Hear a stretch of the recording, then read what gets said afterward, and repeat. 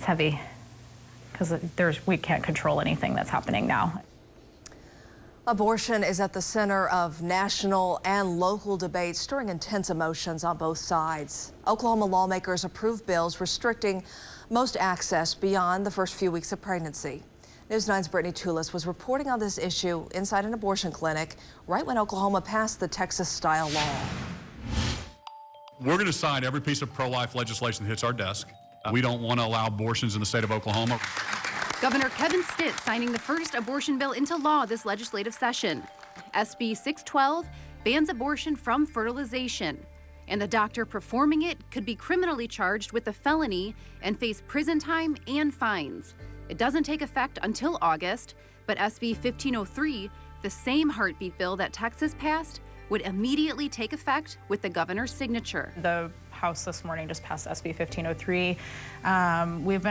Patients are scared. Like, they don't know if they're going to get care. We can't guarantee that they're going to have an appointment. It's heavy because we can't control anything that's happening now. Governor Stitt, who was adopted as a baby, tweeting a picture of the freshly signed law and doubling down on his effort to make Oklahoma the most pro-life state. An effort a majority of Oklahoma lawmakers are backing. I have been honored to be part of this effort. I appreciate the governor and his leadership on this issue. The law bans the procedure after 6 weeks unless the pregnant person's life is at risk. It allows for people to bring legal action against the doctor who performs the procedure and anyone who aids or abets in carrying out the abortion. Providers say the law's inspiration, SB 8 in Texas, didn't stop people from terminating pregnancies. It just sent them north across the Oklahoma border. We know that 1,500 patients came to Oklahoma for abortion care. Immediately, our wait times increased.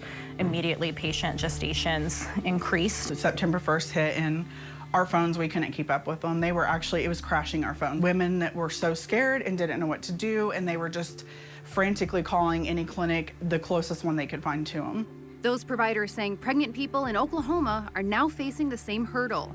And with procedures costing between $700 and $2,400, the trip may be out of reach. It's just going to snowball. You know, there are other clinics in other states, but that's only for the women who can financially get there. These other clinics cannot absorb all these states passing these laws. It's just not possible. Oklahoma also has trigger law SB 1555 in place, making abortions illegal statewide immediately if the Supreme Court overturns Roe v. Wade, not making any exceptions for rape or incest. Why would we want to punish the baby for the sins of the father? Minors is a big thing. A lot of them are sexually assaulted, unfortunately, usually by family members. I can't imagine looking at a 10, 11, 12, 13-year-old and being like, you get to now carry this child for full term.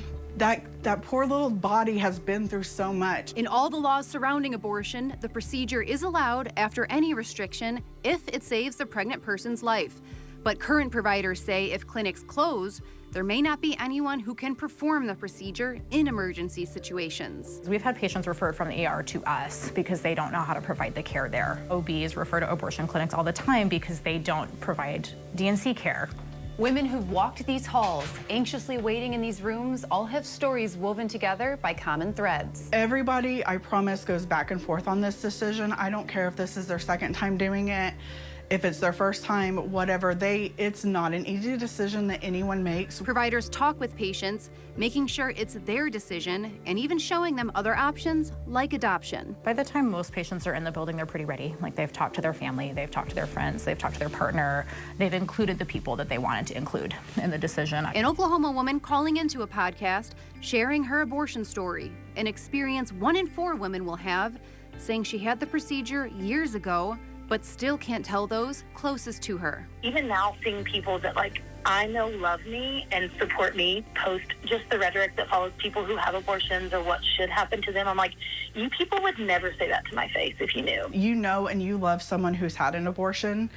If you don't know, that probably means they're not comfortable coming to you and telling you. Those things just make it a lot harder and more isolating for people in a time when they really do need support. Right now, Oklahoma providers can only perform abortions up until 6 weeks.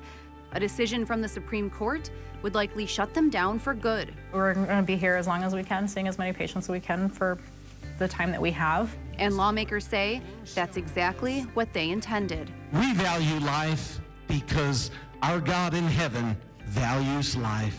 The SCOTUS decision on Roe v. Wade is expected to come down in the next 2 months.